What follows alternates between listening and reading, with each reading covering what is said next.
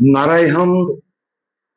ये मेरा बेटा है अल महबूब, जिससे मैं खुश हूं, इसकी सुनो। आज हम अंजील मुकद्दस बामताबिक मुकद्दस मत्ती उसका 17वां बाब और उसकी पहली 3 आयात पर ध्यान ज्ञान करेंगे। और आज हम पाक मां कैथोलिक कलीसिया के साथ मिलकर मसीह खुदावंद की तब्दीली सूरत की ईद मनाते हैं। और 6 दिन के बाद यीशु पतरस और याकूब और उसके भाई यूहन्ना को साथ लेकर उन्हें एक ऊंचे पहाड़ पर अलग ले गया और उनके सामने उसकी सूरत बदल गई और उसका चेहरा सूरज की मानित चमका और उसकी पोशाक नूर की मानित सफेद हो गई। और देखो, मूसा और इलियास उसके साथ बातें करते हुए उन्हें दिखाई दिए। खुदावंद यीशु मसीह की तब्दीली सूरत की ईद, जिसका आज हम जश्न मनाते हैं, जलाल और भेद में लिपटी हुई है। सिर्फ पतरस, याकूब और यूहन्ना को इसका तजर्बा करने की दावत दी गई थी। कोई सोच सकता है कि अगर हमारा खुदावंद कोई ऐसा जलाली काम करने वाला होता तो वो पहाड़ पर चढ़ने और अपने इलाही जलाल की शान का मुशाहिदा करने के लिए बहुत से लोगों को दावत देता। ऐसा अवामी मजहर यकीनन उन सबको कायल कर देगा जिन्होंने उसे देखा कि यीशु ही मसीह, खुदा का बेटा, वादाशुदा मसीहा है। लेकिन उसने ऐसा नहीं किया। सवाल यह है कि खुदावंद यीशु मसीह ने ऐसा क्यों नहीं किया। यह भी बड़ा भेद है कि मूसा और इलियास दोनों मौजूद थे। ये दोनों शख्सियात इसराइल की तारीख के अजीम तरीन रूहानी पेशवा थे। वो क्यों जाहिर होंगे और यीशु के साथ बातें करेंगे? और क्यों जब बाप की आवाज बादल से आती थी तो रसूल नहायत डर गए थे? कोई ये सोच सकता है कि खुदा की आवाज खुशी का बायस होगी, ना कि खौफ की। अगरचे हम अक्सर इस तरह के सवालात के जवाब ढूंढते हैं, लेकिन बाज़ औक़ात मसीह की जिंदगी के पुर असरार पहलुओं तक रसाई एक मसला हल करने वाले के तौर पर नहीं, बल्कि हैरत और खुशी के साथ होती है।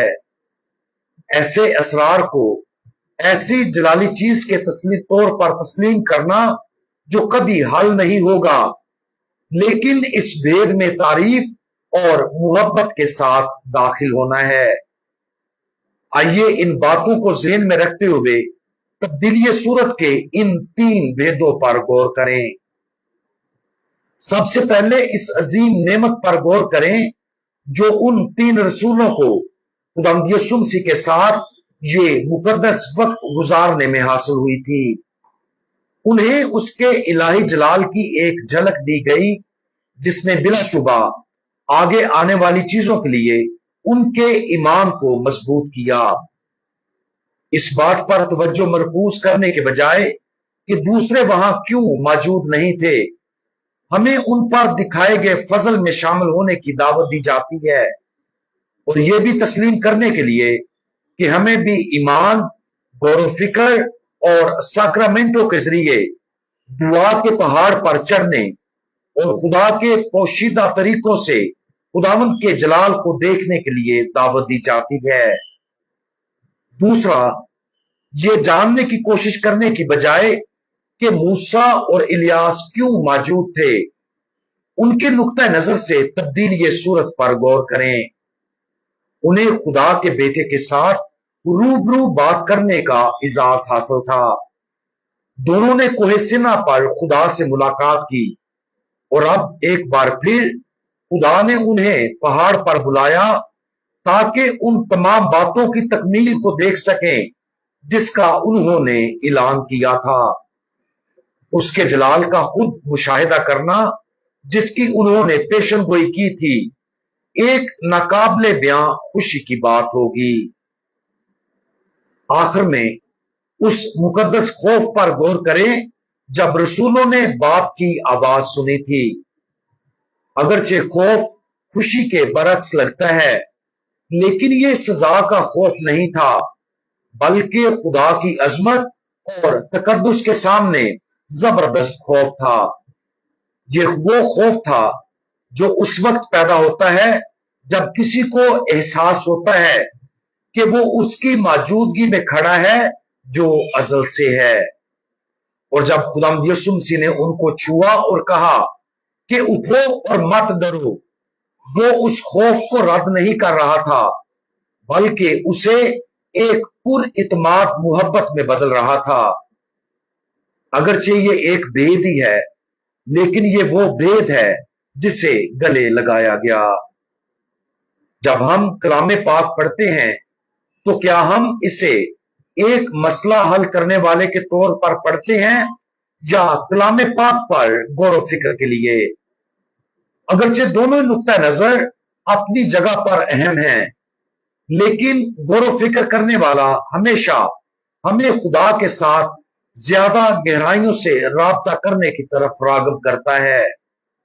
क्यों? क्योंकि खुदा सबसे बड़ा राज है, उसे तसव्वुरात तक महदूद नहीं किया जा सकता, या सिर्फ अकल के जरिए उसे पूरी तरह से समझा नहीं जा सकता।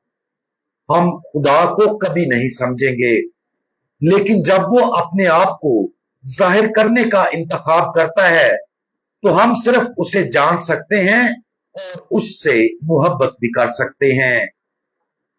आज इस बात पर गौर करें कि हम इलाही भेदों तक कैसे पहुंचते हैं। उन्हें सिर्फ अपनी अकल से नहीं, बल्कि अपने दिल से हासिल करें।